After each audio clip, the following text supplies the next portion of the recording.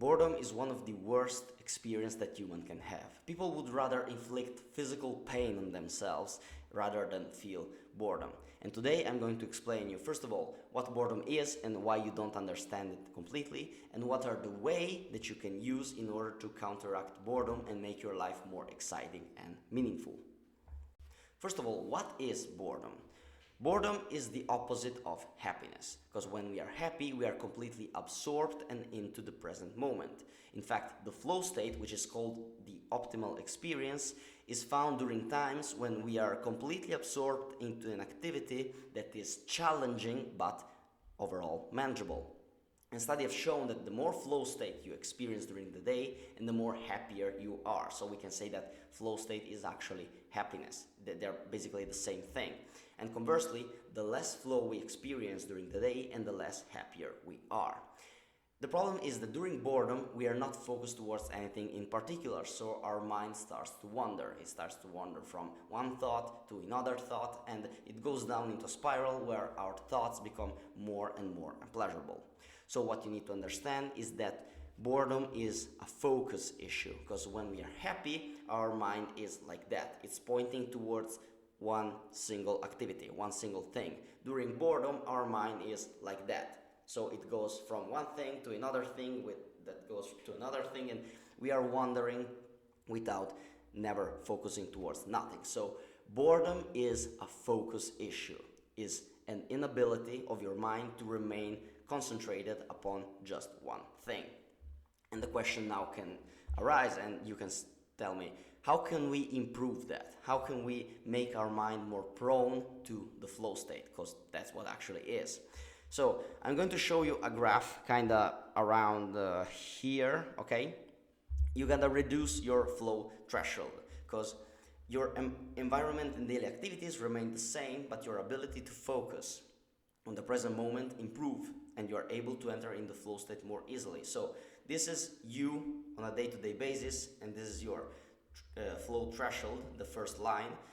After that you're able to improve your mind, this is your channel for flow. So the amount of stimulation that you need in order to go into the flow state is reduced. And how can you do that? With focused meditation. It is very, very simple.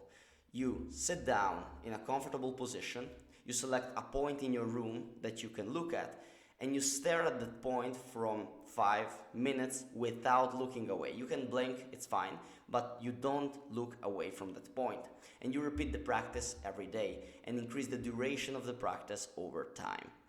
By doing that, your brain will start to strengthen the circuits responsible for sustained attention, and you will become more prone to enter into the flow state. It's like training a muscle. The more you train it, the bigger it becomes and the more stronger it gets. It's the same with the brain, basically.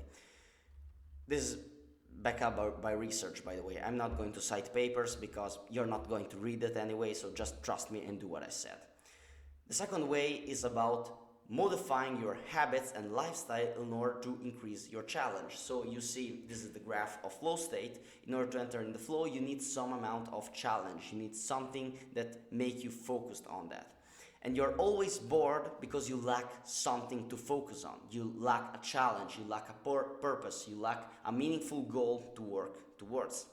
There's nothing that forces you to sustain attention. So you can also not do the sustained meditation, but I will heavily suggest you to do so.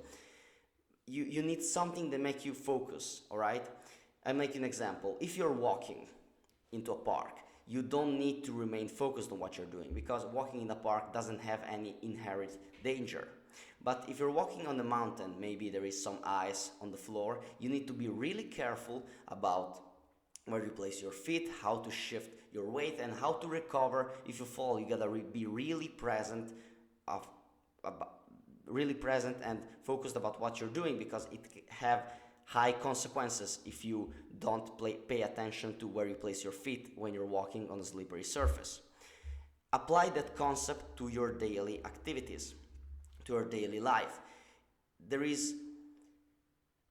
In order to challenge yourself, you need a goal to look up. You need precise action to follow on a day-to-day basis, and you have to develop the consistency to do that for a prolonged period of time. You need a purpose. You need a goal to work towards. This is how you counteract boredom.